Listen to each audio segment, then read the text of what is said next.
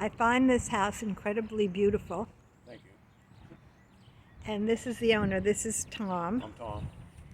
and he will tell you a little bit about the house. Okay, we bought the house about 32 years ago. We were married for about 4.5 years. I grew up here, went to college, and then came back and then started working. I traveled around the country for about 4 or 5 years from work. This is my home base. But we always liked the house. I said I grew up in town, always saw it, but it was always just big and white. My wife grew up in an older house, so she fell in love with it right away. In fact, her comment was that if she was going to live in Burgerstown, it had to be in that house.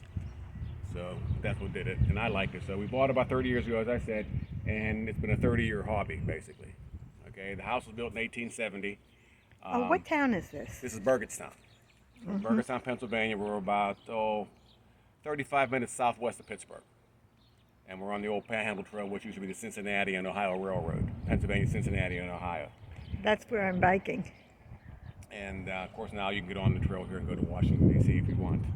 But it's a long ride. But we bought it, and we've been restoring it ever since.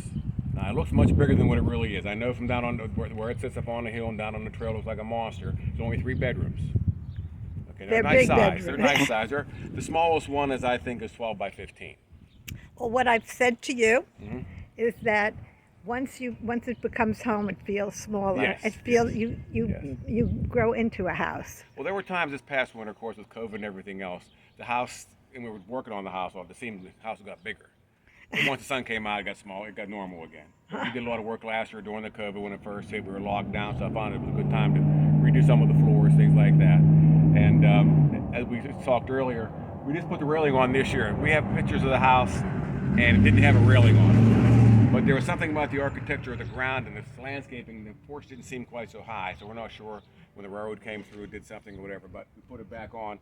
I told my wife what it reminds me of now is an old age home, so people in the wheelchairs can't fall off.